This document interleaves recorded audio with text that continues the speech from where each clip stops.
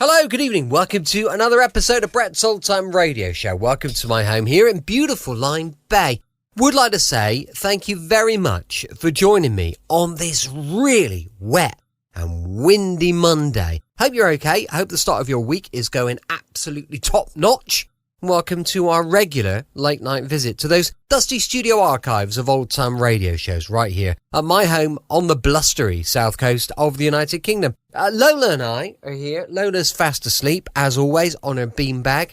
I'm not asleep, obviously, because I'm talking to you. But I'm Brett. I'm your host for our Nighttime podcast. Welcome to another episode. I've got Facebook, Instagram, YouTube, and TikTok. They're all called Brett's Old Time Radio Show. Go check them out if you get a minute or two. I'd appreciate that. We've got a brand new show. Is it new now? Because I think we're in episode 7, so it's probably not brand new, but it's fairly new. We're on episode 7 now of Sunday Night Mystery. If you get a minute, go check it out. I'd really appreciate that. It's a murder mystery podcast. It's all true crime stuff, and it's generally crimes that have not been solved. So if you get a minute or two to check it out, well, I'm sure, really sure, you'll like it. It's a bit of fun. Well, I say a bit of fun. It's all about murders. So fun's probably the wrong word. Time now for a bit of Monday night comedy with Tony Hancock and the team. This is episode 10 of series 6. It's called The Fete.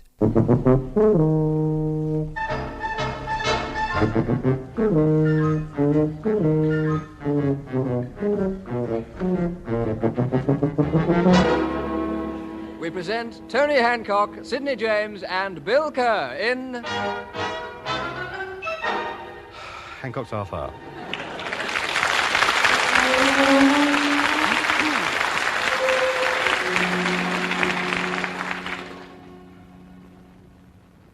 Well, now, gentlemen, the last item on the agenda of this meeting of the East Cheam Round Table is, of course, the carnival arrangements. We've had a whole fortnight to think about it. What bright ideas have we? Well, Vicar, I was thinking Mr. Biggs? Well, obviously we need a carnival queen. I suggest we invite entries from the young ladies of the borough. Well, I feel as we had a carnival queen last year, we don't want to be accused of repeating ourselves, so I suggest a little idea of mine. An excellent idea, Mr. Biggs. We'll have a carnival queen again. All in favour? Aye. Carried. Well, this idea of mine is a very interesting one because the novelty value would make a welcome change. Did you have your hand up, Mr. Brown? Yes, Vicar. I assume we're going to hold it in the vicarage on the lawn as we did last year. Ah, well, now, I'm glad that's been brought up because thinking back over our previous fates, the vicarage has proved rather small, so I suggest the field behind the school would provide more space. I take it then we're all in favour of the vicarage? Well, yes, I've nothing against the vicarage, but as we are hoping to cater for a much larger number of visitors this year, surely the larger the field, the more facilities we can offer. Can I bring up the question of the refreshments? By all means, a very important item. That is my department. I've been in charge of the refreshments for the last 10 years. So when I'm elected again... Frankly, gentlemen, the refreshments last year were abominable. Yeah. Yes, well, I can explain that. If you remember, we had to put it back a week. And by then, the sandwiches were a bit on the curly side. They were a bit on the curly side, but I can safely say, without fear of contradiction, that this year will be a feast. I propose that we elect a new catering secretary this year. Oh, come now, you can hardly lay the blame at my doorstep. After all, I'm the longest-serving member of I'm not wishing to push myself forward for this post, but if it's the wish of the committee, I'll willingly accept the responsibility and carry it out to the best of my ability. Well, of course, I shall have something to say about that. I mean, after Oh, all, very the man kind of you, Mr. Warren. I'm sure you do an excellent job. Now, wait a minute. I've been on the Carnival Committee for many years now, and I must All say... in favour, Mr. Warren, taking over the catering arrangements? Aye. But surely you... The next item to be discussed is the amusements. Ah, well, of course. Now, this is where I feel I can be of most help to the committee. I've several ideas I've been turning over in my mind. I've prepared a list of the sideshows, and I've spent several nights drawing up a plan concerning the placing of the various stalls. If you'd like to gather round here, I'll explain them. Your hand was up, Mr. Brown, I believe. I suggest a roundabout this year. Yes, well, I hadn't planned on having a roundabout. I don't like them personally. They can be dangerous, and of course... The insurance premium we'd have to pay would nullify the whole... All in favour of a roundabout? Well, I could, of course, always move the coconut shy to one side and put the roundabout in there.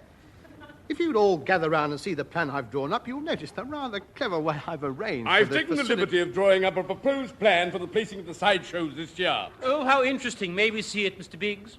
Yes, but I've got a plan here as well. If you'd all gather round, Oh, I'm yes, sure Mr. we Biggs, can... a very excellent layout. All in favour of Mr. Biggs's layout. Well, now, shall we move on to the next item? Who's going to open the garden fete? Well, this is the big problem every year, isn't it? Well, I don't mind opening it for you. We need a popular figure in the entertainment world. Yes, well... Well, this has always been my department. Being in the business, I have a legion of friends and acquaintances who would be delighted to do the job, and very reasonably, too. 15 in one should get quite a fair job done, I reckon. If we can get a big name to draw the crowds in, the success of the fete is assured. Well, I've always provided you with big names in the past. What about the boy I got you the year before last? Charlie Rollspear is a lovely act. He's appearing at Scunthorpe this week in nudes, knees and knockabout. And the week in question, he's at Aldershot in Bear It in Mind. Got it? Yes. Bear it in mind, yes. Yes, he'd do it like a shot. I'll book him, shall I? I don't think so. He's the one who told all those rather unfortunate jokes, isn't he? Well, yes, well, I admit old Charlie's a bit of a lad, but then, of course, he didn't know you were there, Vicar. It's about time we had somebody decent down to open it. The gentleman responsible for booking the people won't suggest anybody. I'm sure the committee will be pleased to accept his resignation. Well, he's not going to. It's the only job he's got left. I can't understand it. Who got you... Harry, hi, here we are again, our bottle. Wasn't my fault he was drunk. He didn't do any damage. He didn't open the fete either. Well, he would have done if he could have found his way up the platform steps. It's not good enough. What do you expect for £15, Sir Lawrence Olivier? Yeah, what an excellent idea. Well, it's about time somebody thought one of my... Pardon? Well, we'll leave it to you to get Sir Lawrence Olivier then, shall we? Well, I don't know about that. I mean, No doubt you know him very well, being in the same line of business. Well, Well, of course I know him. Yes. Larry? Oh, very old friends. Yes, used to play snooker with him. Well, that's settled then. All in favour of Sir Lawrence Olivier. Right, I'll get the posters printed. Just a minute. I'll tell the local newspapers to advertise. No, look, supposing he can't do it. Oh, but I'm sure he'd do it for you. After all, you did say he was a very great friend of yours. Yes, I did, didn't I? Yes. How exciting. Sir Lawrence Olivier here in East Cheam. Yes. Why can't I keep my mouth shut?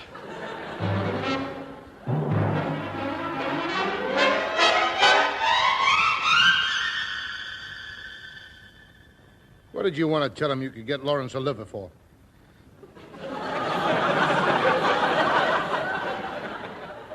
Well, they were needling me.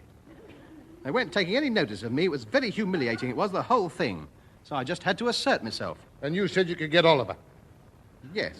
You don't even know him, do you? I'm fully aware of that. You don't have to rub it in. I'd have thought you'd have known better by now. When are you going to learn to keep your spud grinder shut?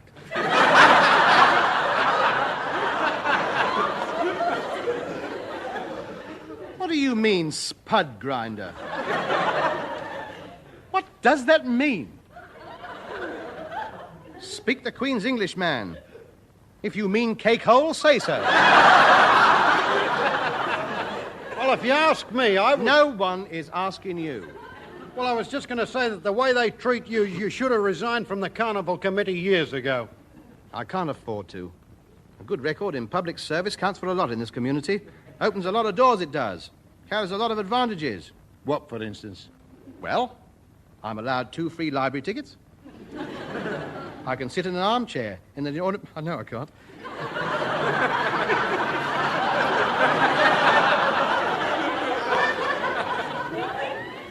I can sit in a deck chair in the ornamental gardens for nothing.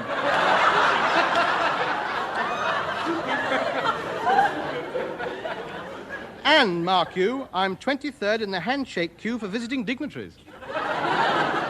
And you mustn't forget that after 10 years' service, my name automatically goes forward for an OBE. You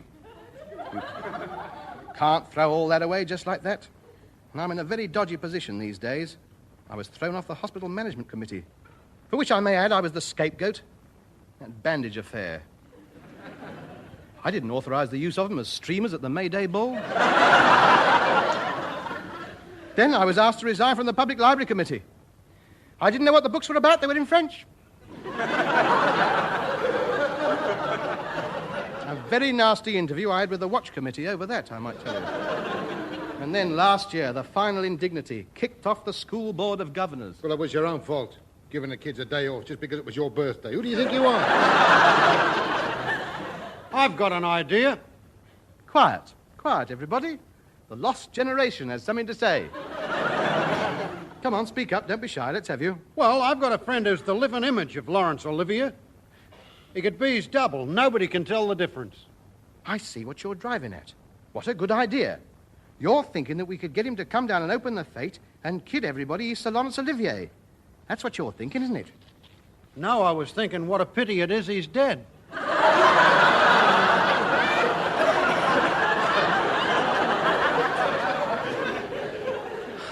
Stone me.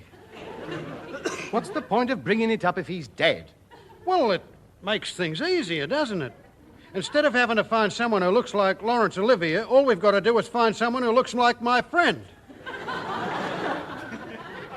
Look, can't you see, if we find someone who looks like your friend, he will automatically look like Laurence Olivier. So why bother about looking for someone who looks like your friend and just look for someone who looks like Sir Laurence Olivier?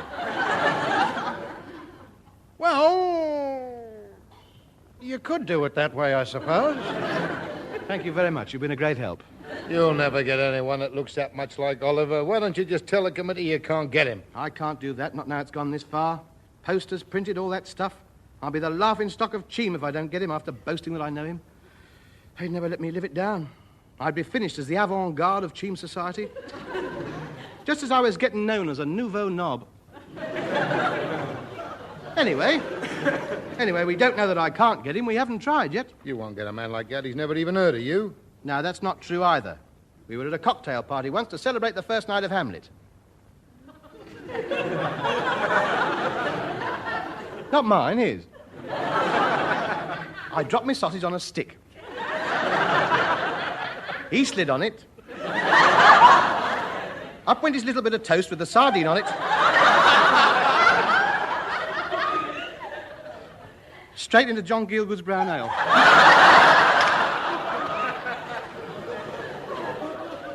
Well, everybody laughed and everybody thought it was very amusing. And I got thrown out.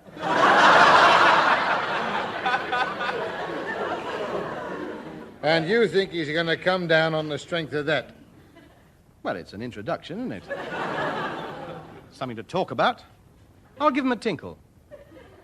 Give me the telephone directory. L2R, the green one. Where is it? Come on. Let's see. Olivier. O-O-O. O-O. L-M-N-O. Here we are. Olivier. Oh, there's lots of them. Look. Arnold Olivier, butcher. Charlie Olivier?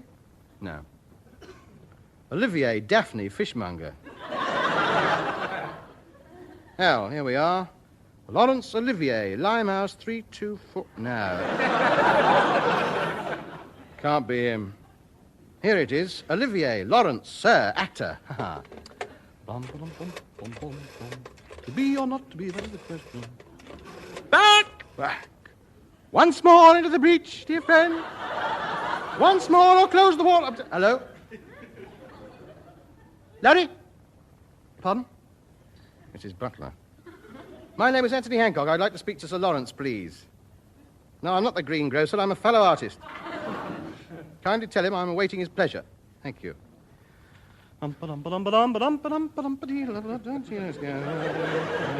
Hello, Larry, boy. Pardon? It's his secretary. He's gone big time, hasn't he? Why? You make Bill and me pretend we're your butler and secretary before you answer the phone? Well, it's different. I've got a position to keep up. Hello, this is Anthony Hancock. Would you tell Larry I'd like a word with him? That's right, Anthony Hancock, the well-known actor, comedian and playwright. It's Hancock with a H, that's right. No. No, not Hitchcock. No, I'm not after him for my next murder film. Tony Hancock. Hancock, yes. Yes, all right, Tommy Hemlock. I'll settle for that. That's near enough. Would you tell Larry I'm on the phone? He's out. Yes, well, perhaps you could help me. I wanted to open a Fete for me on the 25th. Yes, only take him half an hour. We'll cut the ribbon. A few goes on the darts, 6 pence a coconut shy, guess the weight of the pig, and off home again. Yes, I'm sure he does get a lot of requests to open Fetes, but, this is special. There's 15 in onces in it for him outside the marquee. I'll slip... Oh, that's your attitude. Well, I'm sorry, no offence. It could go to charity by all means. Well, what about it then? There'll be tea and biscuits laid on. We wouldn't send him away hungry. Oh, I see. Thank you very much. Well, his secretary said he gets hundreds of requests like this, so my best bet is to ask him personally. Look, why waste your time? You've got as much chance of getting him as I've got of getting into the Royal Enclosure at Ascot. Look, I'll tell you what, as it's you, I'll do you a big favour. I'll open it. You? You? Open the Fete? I wouldn't let you open a tin of beans. I'll open it. You'll open it. Who ever heard of you? Well, lots of people. The probation officer and the immigration official. Do you think I'd let you within 50 yards of the Carnival Queen? I'm getting Laurence Olivier, and that's all there is to it. Now, we haven't got much time. I understand he's arriving at London Airport today from New York to start rehearsing for a new play. We'll catch him as he gets off the plane. William, lay out my receiving Jensen posh people suit.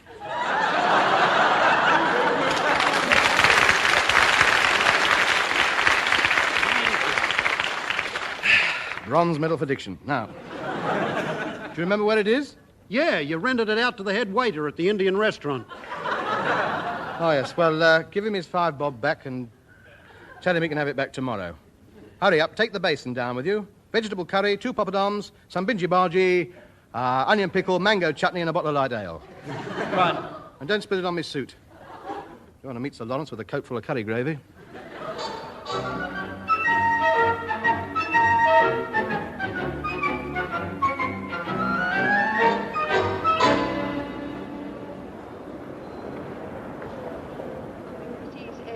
Announced the arrival of their flight 907 from Tokyo. I say, excuse me, Porter. I happen to be a pilot. Oh. Well, why aren't you in an aeroplane standing about here confusing everybody? Perhaps you could direct me to the VIP lounge. I'm sorry, but ordinary members of the public are not allowed in the VIP lounge. Ordinary members of the public? I'm not an ordinary member of the public, Mush. Surely you can see from the way I'm dressed I'm not one of the mob here. Belting up and down the escalators. No, I'm sorry, of course not. The suit, of course. You're from the airport restaurant. I told you about that curry. Well, I couldn't help it. I was running. You poltroon. I've got to get it off before I meet Sir Lawrence. Perhaps this gentleman would let me have a drop of petrol from his aeroplane. Look, old man, I fly jets. Perhaps you could burn it all. I'm sorry, but if you'll excuse me, I've got to take off for Rome in a minute. By all means. Hope you have a nice drive down. If it's a nice day up there, you could have the hood down. Bonjour, as they say, where you're going? Thank you. By the way, the VIP lounge is over there. Thank you very much. What a nice man. BEA, I'll wager. Where's Sid? Is he hanging around that luggage counter again? Some poor devil will arrive in Copenhagen without his suitcase. Sid! Come here, Sid! Yeah, what do you want? What were you doing over there? I was just watching the luggage going along that moving belt there. There's some classy stuff going out today. It's lightweight, too. You can run faster with it. You're asking for trouble, you are. This place is swarming with plainclothes detectives. There's dozens of them. 32, I counted them. How do you know which ones they are? Big feet and trench coats. You can't miss them. I don't suppose they've missed you either. Well, watch it. Come on, the VIP lounge is over here. Oi. Oi? Oi? Are you addressing me? Where are you going? I'm going in here. Well, that's reserved for VIPs. Exactly, I'm a VIP. And I'm going in there to meet a Vip. We Vips must stick together. So if you'll be kind enough to remove the end of your broomstick from his stomach, we will go in. I know your type. You come in here out of the rain for a quick kip. I have not come in here out of the rain for a quick kip. I've come here to meet Sir Lawrence Olivier. Well, you can't. Pressman only. Oh, well, as it happens, I'm a reporter. Well, just like that in a top hat. I'm from the Times.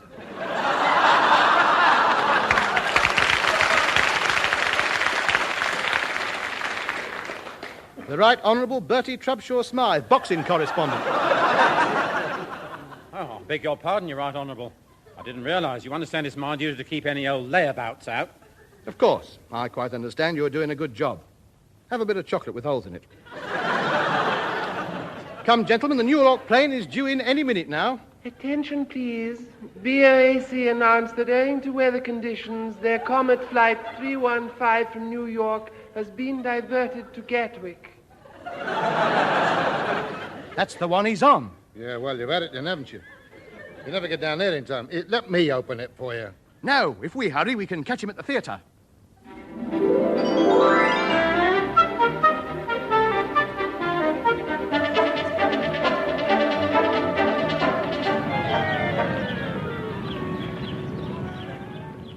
Good afternoon. Are you the stage doorkeeper?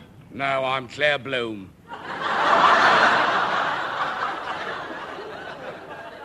Don't take any notice of him, Tub. He's not.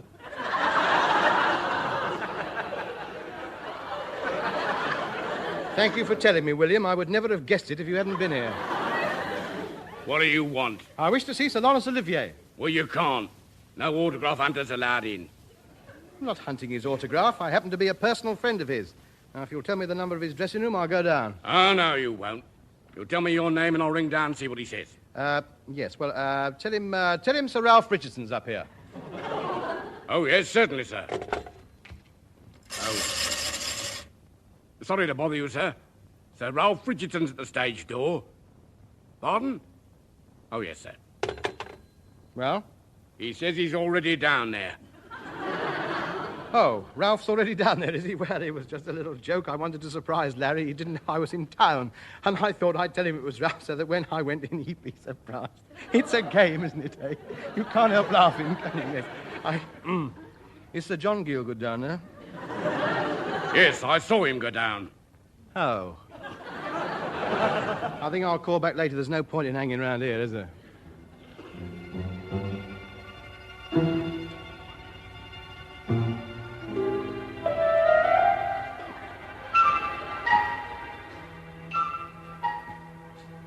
Do you think this is wise? Can you think of another way? Yeah, I know, but blimey, camping outside a bloke's house all night long, waiting for him to take the milk in. Waiting for what? Waiting for him to take the milk in.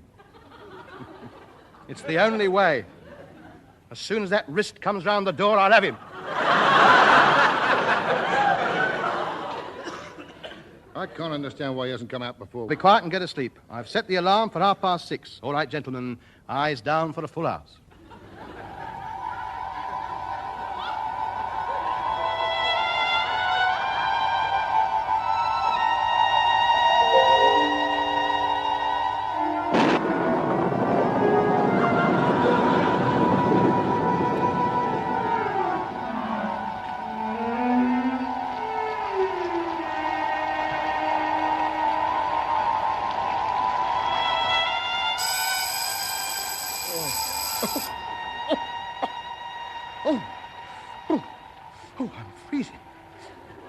I'm soaking wet. Serves you right. Should have zipped up your sleeping bag. It won't zip up. I'm too rotund for it. If I can breathe, I get wet, and if I keep dry, I suffocate. I sometimes wonder if life's worth going on with. What a life's unfortunate I am. I always have been. Still, all one can do is try and look on the bright side and keep your chin up. You better get your trousers up. Here comes the milkman. Yes, of course. Right, lads, this is it, now or never. All up, dressed, bags away. You go! Good morning, Milkman.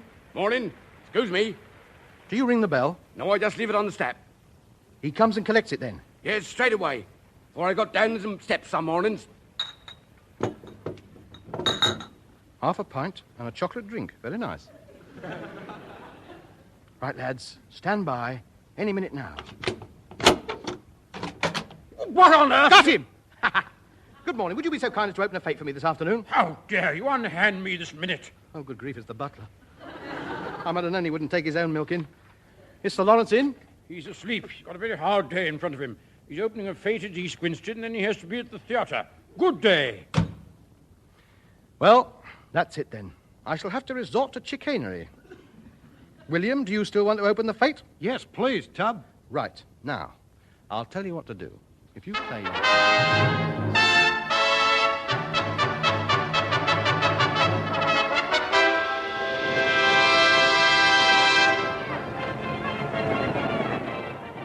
Ah, there you are, Mr. Hancock. Oh, good afternoon, Vicar. Is everything ready? Oh, yes, indeed. Is Sir Lawrence with you? Oh, yes. When I say I'm going to do something, I do it. He's come here straight from the film studios. He hasn't had time to change yet, but you won't mind that. Oh, no, of course not. It adds to the excitement of having such a famous personality. Yes. All right, Sir Lawrence, they're ready for you. Ah, here he is, with his butler, James. Sir Lawrence? Sir Lawrence, I'd like you to meet the vicar. How do you do, Sir Lawrence? This is indeed... Oh. What's the matter? Has he had an accident? No, why? Well, his face is completely covered in bandages. Yeah, that's his costume for the film. You didn't know he was the Invisible Man, did you? Nobody did. A very closely guarded secret, isn't that right, Sir Lawrence? But couldn't he take the bandages off for a while so the crowd could see his face? Oh, goodness me, no. It takes hours to get them right. More than his job's worth to disturb that lot. I was telling him as how it was more than your job's worth to... He can't hear me. I'll have to part the bandages by his ear roll. There you are, you see. Do you want to have a look at his ear? There it is. Look at that. That's him. There he is. There it is. The most famous ear in show business, that is. Look at that. A knighted lobe. Don't see that every day of the week. Satisfied? Right. Well, shall we begin? Because he must be off. Most odd. They'll be so disappointed they may not believe it's him.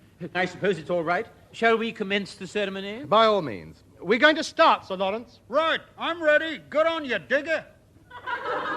What did he say? Nothing. Digger, he said. Digger. He said it's from the graveyard scene in Midsummer Night's Dream. Yes, of course. Ladies and gentlemen, the moment you've all been waiting for has arrived, and I'll do no more than introduce the man who's so kindly come along to open our Fete, the most famous actor in the world today, Sir Laurence Olivier. Come on, Sir Lawrence. Come on, Sir Lawrence. There's a good lad. Stop fiddling with those bandages. Ladies and gentlemen, it gives me great pleasure in declaring this Fete well and truly opened. Thank you. Is that all? Yes, he's got to save his voice. Come on, Sir Lawrence. I don't think we'd better hang about here much longer. Cheerio, everybody. Have a good time. Cheerio. Good on you, my lieges. Would that I could stayeth with you, forsooth, but alas, 'tis meet that I... Don't overdo it. Don't overdo it. Get down those steps, you ratbag.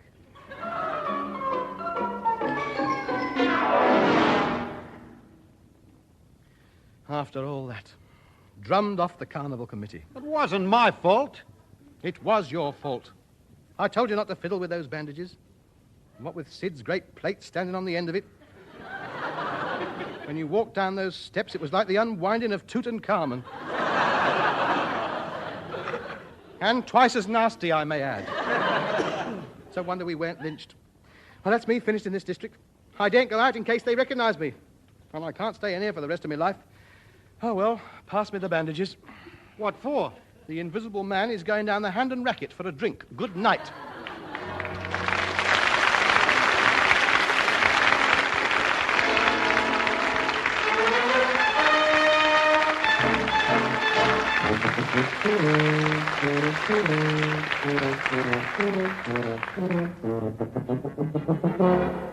That was Hancock's Half Hour, starring Tony Hancock, with Sidney James, Bill Kerr, Wilfred Babbage, Jack Watson, and Hugh Morton. Theme and incidental music composed and conducted by Wally Stott. Alan Simpson and Ray Galton wrote the script, and the program which was recorded was produced by Tom Ronald.